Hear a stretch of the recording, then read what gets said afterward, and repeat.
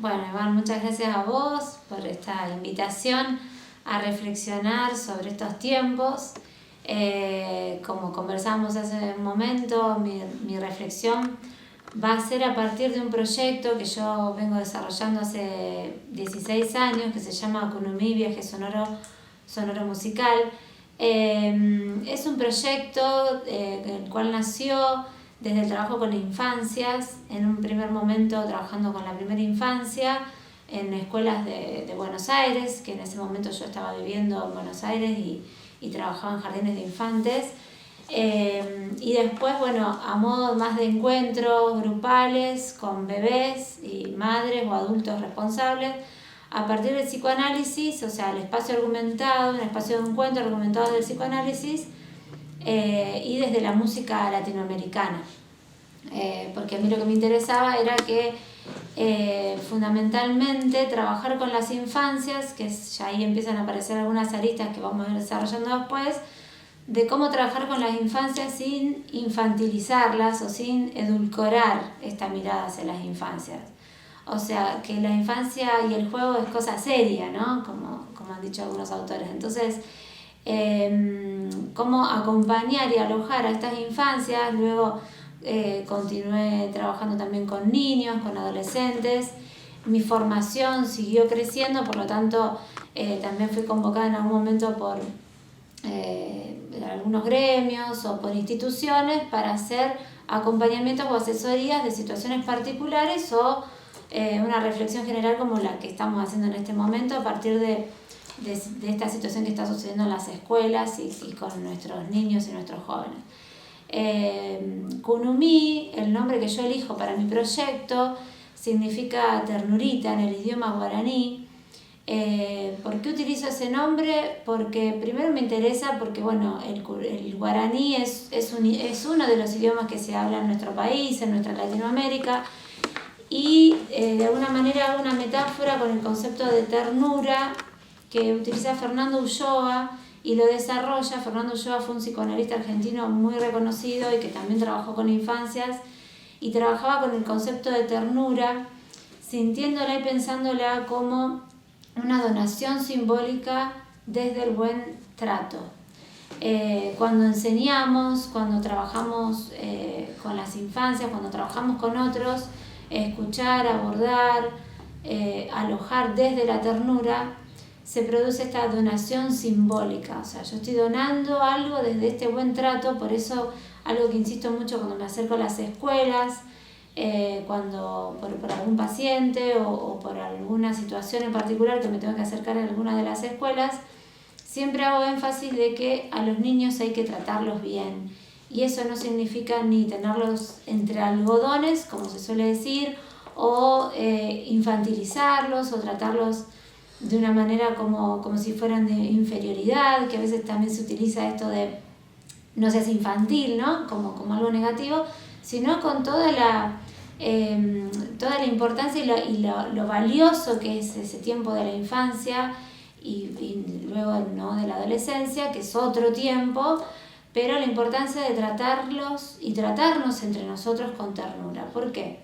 Porque hoy en día estamos, por un lado, los adolescentes, por otro lado, los docentes, por otro lado, los profesionales de salud mental o los profesionales de salud, psicopedagogos, los profesionales en general, las familias, y estamos fragmentados. Esa es mi lectura que hago desde mi mirada y desde el tiempo que vengo trabajando acá y haciendo una mirada también social, porque esto hay que contextualizarlo.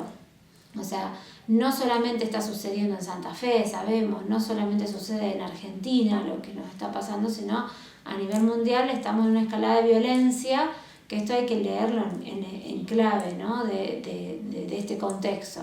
Entonces no es que, bueno, ¿qué le pasará a tal niño que hizo tal cosa porque este niño sufre bullying o demás? Bueno, estamos en un momento donde la violencia y la agresividad son los modos en los que nos estamos manejando, porque no es comunicando justamente. Entonces, volviendo al proyecto Kunumi, lo que nos permite la ternura, que yo en un momento creé una canción que hablaba de la ternura, un lazo eterno, es un acontecimiento, dice la canción, que después Iván te la puedo pasar, la verdad sorprende y despierta. ¿Por qué digo esto? Porque cuando trabajamos desde la ternura y cuando se produce esa transferencia que la llamamos de psicoanálisis, hay un lazo eterno, digo, un lazo eterno porque hay una donación simbólica y algo que estoy dejando en esa persona, que podríamos decirle esa semillita de humanidad, donde ahí se produce un acontecimiento y ese acontecimiento hace virar una situación muchas veces. Entonces, ¿y qué nos permite salir de la encerrona? Hoy en día estamos como una encerrona, estamos todos pensando cómo salimos de acá, cómo se sale de esta situación. Y ahí aparece esta diríamos, propuesta, o esto que propone, diríamos, el ministerio, donde, bueno, la sanción a estos jóvenes es punitiva o económica. Si dijéramos que esta sanción la diera, bueno, el Ministerio de Seguridad, o bueno, una mirada más punitiva, pero si hablamos de educación, las escuelas y las instituciones educativas y culturales tienen y deben tener, y sé porque además soy maestra de música y yo considero que los maestros somos transmisores de cultura, tenemos la cultura y tenemos los otros lenguajes. ¿Para qué? Para poder brindarles a los niños y a los jóvenes, y así también al equipo docente, a los familiares, posibilidades diferentes. Hablo de posibilidades porque no hay una sola forma de hacer las cosas, que a veces pareciera que el mundo y esta comunidad nos lleva a que las cosas son así, ¿no? Son de una sola forma. Cuando aparecen otras expresiones, lo cultural, lo artístico, la música, el movimiento, la danza, el teatro, ahí están los otros recursos que necesitamos, que son los recursos culturales, para poder encontrar otros modos de acompañar y de alojar a estas infancias y a estos adolescentes. Entonces, no alcanza con lo punitivo, no alcanza con sanciones, no alcanza pagando, cuando además quizás son familias, algunas no, pero otras familias que no llegan ni a fin de mes o que están trabajando el triple para poder pagar, y encima que no están en casa acompañando por X motivo, tienen una deuda con el Estado porque su hijo hizo una pintada. Ahora, ¿alguien está preguntándole a estos adolescentes, a estos niños, qué sienten?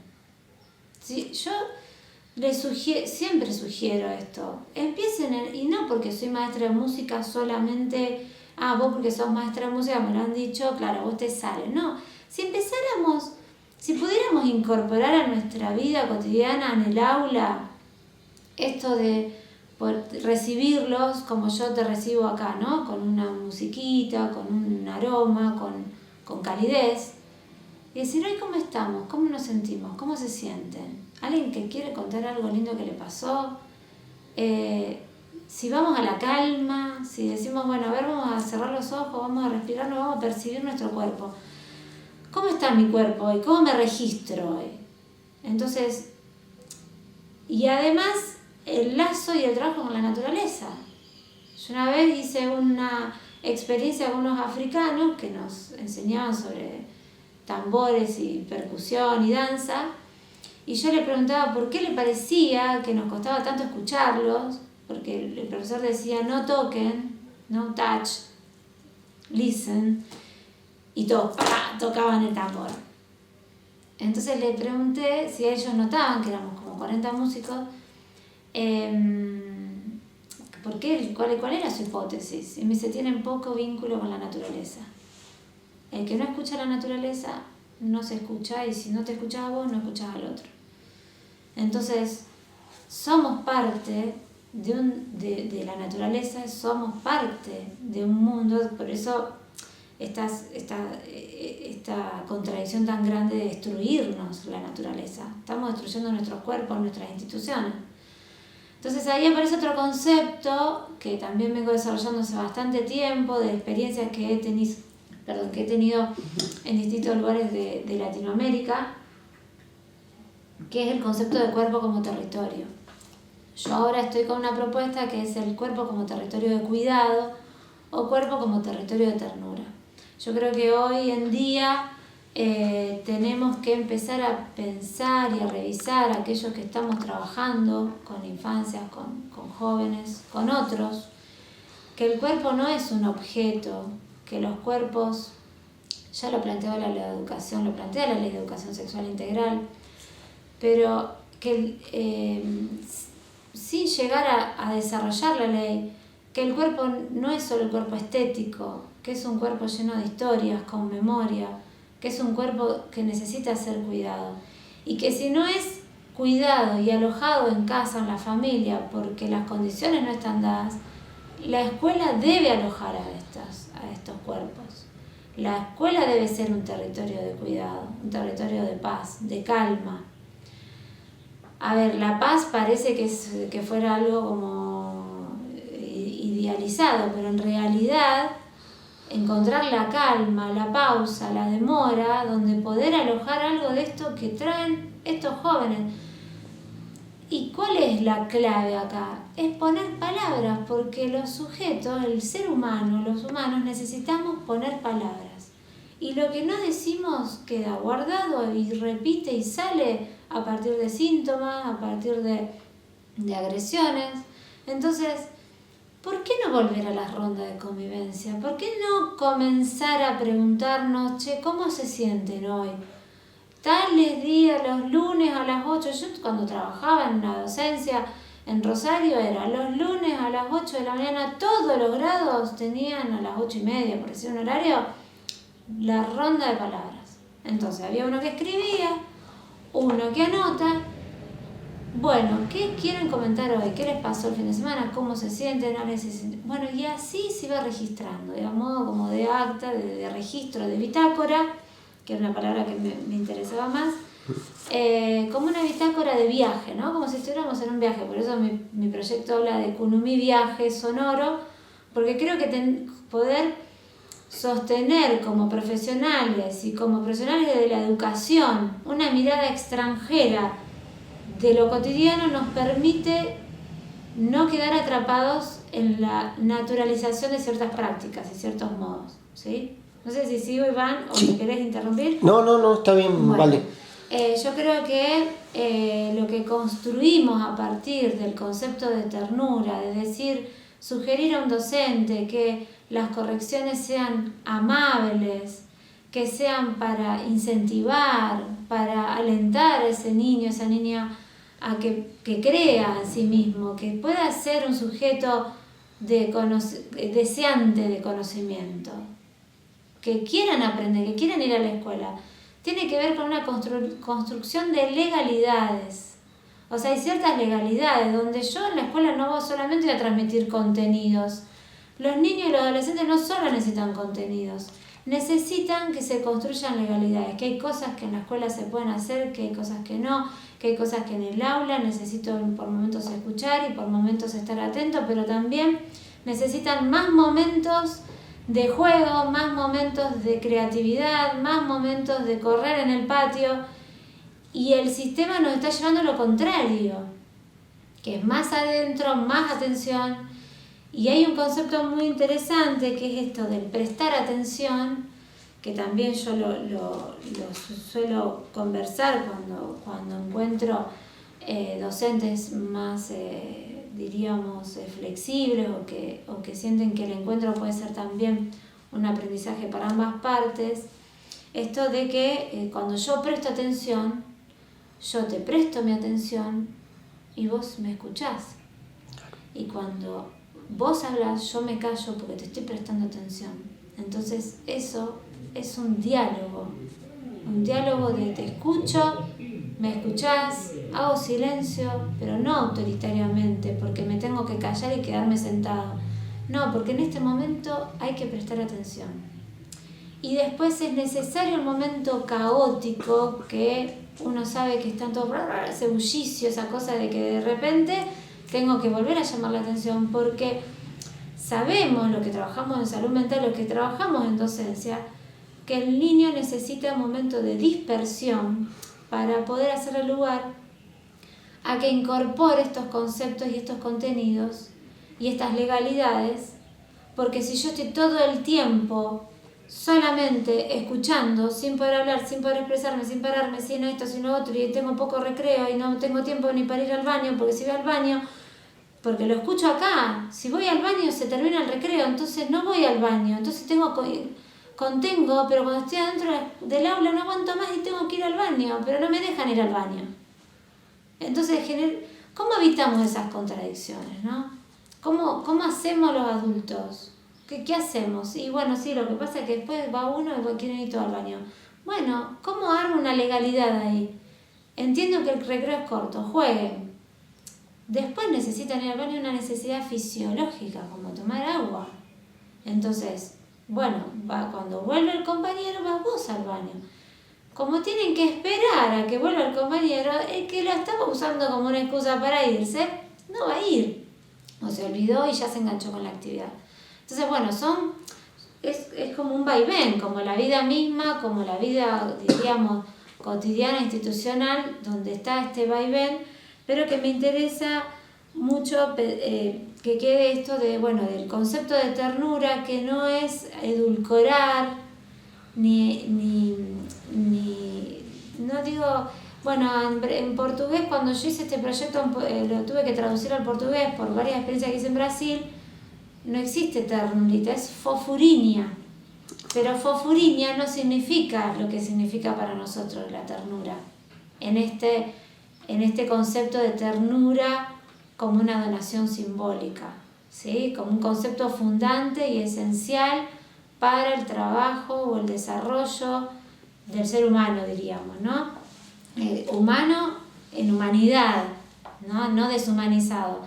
Entonces tenía que explicar que no era fofuriña, sino que, bueno, tratar de explicar en portugués cómo es el concepto de ternura, que bueno, es interesante porque, bueno, son las lógicas de las diferencias culturales y las lógicas de las lenguas, ¿no? Entonces, lo maravilloso de salir de la lengua materna y poder explicar, aún con lo complejo a veces, de poder decir un concepto o una idea con otro lenguaje, con otra lengua. Y una de las cosas, no sé si continúo, vos me decís. Sí, vale, si no. Yo puedo seguir como. Hay algo que me interesa decir en relación, apuntando ahora más a los adolescentes, que también a los niños, porque bueno, hay situaciones de violencia dentro de las aulas y fuera, por supuesto, también obviamente en el club. En el club yo creo que, bueno, el trabajo más de lo futbolístico está muy abordado por Álvaro, que es el director deportivo, entonces entiendo que él también, desde toda su experiencia de trabajo con infancias y con familias, está haciendo un acompañamiento y está ordenando, y hay un horizonte más claro o más en común, porque algo que sucede es que las instituciones, a mi parecer, están desarticuladas. O sea, tendríamos que reunirnos los referentes de las instituciones educativas, culturales, deportivas, los referentes de salud mental, para poder conversar sobre esta situación que nos convoca esta comunidad. Pasa acá en Piamonte, no es lo mismo de lo que pasa en Rosario, no es lo mismo de lo que puede pasar en San Jorge, de lo que pasa en Tucumán, diríamos. O sea, sería interesante que podamos poner en palabras los adultos y ponernos de acuerdo de qué hacer o qué abordajes hacer, más allá de las, diríamos, bajadas institucionales de los ministerios, ¿no? Cómo hablar, porque acá es fulanito de tal, y es este niño, y es este joven, que lo conocemos, lo conozco yo, lo conoce la del jardín, la maestra del jardín, el del club, el profe del club. Entonces, bueno, estamos hablando de Pepito, Juanito, de Anita, de del otro. Y bueno, creo que hasta podríamos hacer un acompañamiento más específico, ¿no? Sobre cada niño, cada adolescente. Porque lo que como el cuerpo no es un objeto, y lo que escuchamos es que nos estamos como enfermando en salud mental. Es como si no hay menos salud mental, hay más adicciones. hay más autolesiones, hay intentos de suicidio, eso es lo que más está abundando hoy en día. Entonces, bueno, aquello que genera tristeza, que no podemos poner en palabras, que no tenemos un lugar donde decir lo que nos pasa, generalmente se transforma en ira. Y algo de la ira puede disparar algo de estas situaciones de violencia que estamos viviendo hoy en día en las escuelas. ¿Qué puede hacer, Vale, un padre de un adolescente cuando pasan estas situaciones de lo que aconteció en los últimos días en las escuelas de todo el país? Bueno, primero yo no hablaría de un padre, hablaría de familia. ¿Cuáles son los adultos responsables? Porque a veces no hay un padre. ¿Sí? Es verdad. Una de las características que yo veo es que hay mucho padre abandónico, diríamos, hablando del padre, ¿no? O padres que no se hacen cargo de la crianza de sus hijos. Si están separados, no tampoco de lo económico, ¿no? Entonces no están enterados de lo que le está pasando a sus hijos. Entonces, si hablamos de padre, ¿no? Así como muchos padres que también están presentes y están a la par en la crianza. Pero ya ahora no podemos hablar de padre y madre, como tampoco madre, porque bueno, a veces las madres están sobrecargadas porque trabajan afuera de casa, trabajan en casa, se hacen cargo de las situaciones de los niños, van a las escuelas, van a las reuniones, hasta la remera, eligen la remera, hay que votar sobre la remera de los chicos de quinto, o sea, ir al médico, que las vacunas, que la alimentación, que además sea saludable, bueno, es como vivimos un nivel de exigencia muy grande. Entonces, bueno, esta frase que se dice que se necesita una tribu para criar un niño, una niña, una infancia, necesitamos comunidad. Entonces, y necesitamos familia, necesitamos otros referentes. Entonces, a veces el adulto responsable es una abuela, o son una madrina, o la mamá con la madre y con su tía. Entonces, yo hablaría de familia, hablando de familias ensambladas, de las familias reales, diríamos. Lo que yo diría primero es no entrar en pánico de que si vamos por el pánico y el terror, que, bueno, se nos cierra, quedamos en la encerrona esta de la que hablaba Fernando Ulloa, de cómo salimos de la encerrona. Bueno, primero vamos a calmarnos y tratar de pensar, ¿qué está pasando? ¿Por qué mi hijo está así? ¿Qué tengo que ver yo con esto? Claro. Cuando yo me pregunto, ¿qué tengo que ver yo con esto? Y que no es un problema de mi hijo. A ver, a mi hijo lo crié yo. Pero no para culpabilizar a ese familiar. Porque también uno no eligió dónde nacer y somos lo que la historia hizo con nosotros. Entonces a veces son padres, madres, familiares que están rotos subjetivamente, o que tienen una adicción o que tienen grandes dolores, entonces, y que no han podido hablar sobre eso, o que han sido abusados. Exacto. Hay muchos abusos sexuales y que están naturalizados y que están silenciados. Entonces, primero es fomentar la palabra. Si no sé cómo hablar, porque a mí no me enseñaron a hablar, porque en mi casa no se habla, porque nunca se habló, que son frases que te estoy diciendo que escucho acá en el consultorio. Yo no hablo con nadie, es la primera vez que estoy contando esto, así me dicen. Es la primera vez que estoy hablando sobre este tema. O pensé que esto me lo iba a llevar a la tumba. Y tienen 20 años, 25 años. Entonces, es que es una comunidad que le cuesta poner en palabras. Nos cuesta hablar de nosotros. Porque aparece algo que también traen todos, tengan 3 años, tengan 87, que es la paciente más grande que tengo, la cuestión del chisme y del qué dirán. Es tan grande, tan pesado la mirada del otro, juzgadora, que nos cuesta hablar de nosotros mismos, porque puede ser usado en nuestra contra, diríamos, ¿no? Entonces, ¿qué hago? Me encierro. ¿Y qué pasa con eso? Y eso en un momento explota. Entonces, yo lo que le diría a los padres, primero que si no saben cómo, que piden ayuda. A un profesional de salud, a una médica, a una persona referente que vaya a ver, o a una abuela o a una vecina, che, me pasa esto, me está pasando esto. Yo creo que hoy en día los profesionales de salud somos aquellos que podemos alojar y que estamos formándonos y estamos al día con los acontecimientos. Al menos hablo de mí o de algunos colegas, ¿no? Estamos tratando de ir al día con estos acontecimientos y ver qué respuestas y cómo calmar también a la sociedad. Porque los padres llegan muy asustados, o las madres, generalmente, o a veces llegan juntos. Entonces yo les diría es que generen momentos de diálogo, momentos de encuentro, de decir, che, salimos a caminar, vamos a tomar unos mates. A veces no sabemos, yo les digo a las madres, generalmente son las madres, sale de la escuela y no me quiere contar nada, no me cuenta nada. Es que no te va a contar nada porque no lo recuerda. O sea, el niño vive en el presente. Salir de la escuela y contar lo que hizo en la escuela no le va a salir. Porque no lo puede hacer. Porque todavía subjetivamente, neurológicamente, cognitivamente no puede relatar, que a nosotros nos cuesta a veces salir de un lugar y decir, che, me pasó esto. ¿Por qué hiciste tal cosa? No sé por qué. Pero déjame que lo pienso, ¿no? Es como vos me dijiste, Iván, ¿querés que reflexionemos? Bueno, dame tiempo que hagamos la reflexión. ¿Qué es lo que quiero transmitir? Entonces, estamos en un momento tan vertiginoso que parece que tenemos que tener ya la respuesta y ya tenemos que decir algo. Entonces, el niño va a hablar.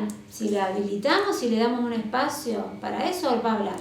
Ahora, tenemos que no naturalizar el silencio.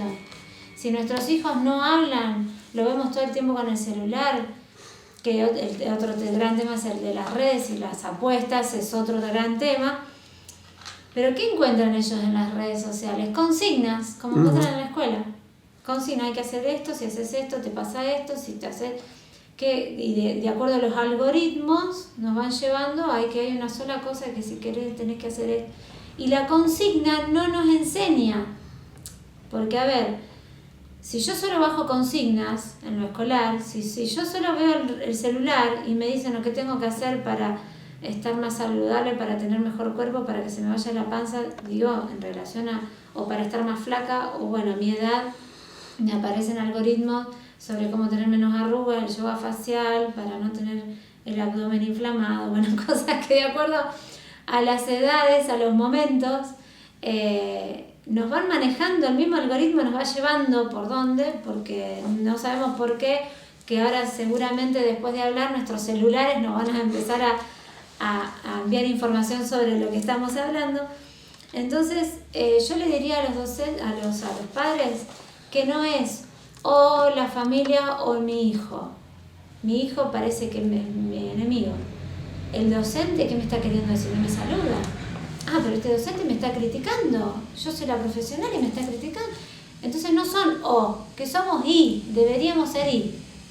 Y los docentes y los alumnos y los profesionales y las familias. Entonces ahí se construye comunidad. Entonces lo que falta es construcción de comunidad, de tribu, de sociedad, como lo queramos llamar. Construcción de lo colectivo.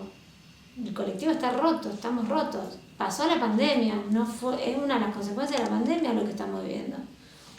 Donde cada uno se metió con su celular, donde estábamos diciendo, ojo con las infancias, los celulares, no estemos tanto, vino la pandemia. ¿Y quién era la manera? Mi hija tenía 6 meses y aprendió a saludar a nuestros compañeros de la escuela en la pantalla. Su primer saludo fue en una pantalla. Claro. Pero ¿qué pasa? Terminábamos la clase y nos poníamos a jugar. ¿Y qué aparecía ahí? La pelota, la música, los instrumentos, el suelo. El jugar en el suelo. Estamos todo el tiempo sentados en silla. ¿Por qué pasamos del jardín a jugar tanto y a la primaria a sentarnos en un banco? Si me ven, me cruzo 20 veces porque a mí me incomoda la silla. Me incomoda estar 5 horas teniendo pacientes sentada. Por eso tengo también un colchoncito, porque cuando llegan niños digo, qué lindo el suelo. Y los niños más grandes me dicen, ¿qué? ¿Me puedo sentar en el suelo? Me saco las zapatillas. Sacate las zapatillas si querés. Y ahí aparece algo de la relajación porque el suelo nos sostiene. ¿Qué le digo a los padres que tienen niños chiquitos, a los padres diríamos? Usen el suelo es nuestro aliado cuando estamos cansados. Usemos el suelo nos sostiene. No es lo mismo estar jugando y sosteniendo un juego o estar sentado y diciendo, haz esto, haz lo otro, no vení, que estar disponibles con el cuerpo. Pero para estar disponibles también tenemos que estar descansados o en calma. Y a veces no podemos. Entonces te cargamos con muchas exigencias. Pero yo creo que la salida en esta pregunta que vos me decís, sigo insistiendo, es en el I y no en el O. ¿Sí? Esto es el discurso que se está escuchando mucho del amor propio. ¿Cómo hacer para quererme más a mí mismo? Bueno, ojo, porque eso fomenta el individualismo. Claro que yo tengo que aprender desde niña a decir, eso no me gusta que me trates así. No quiero que toques mi cuerpo. No hables de mi cuerpo. No me gusta que se rían de mi obesidad. No quiero que se rían porque se me salió la hebillita y estoy despeinada. O si soy hippie o no hippie.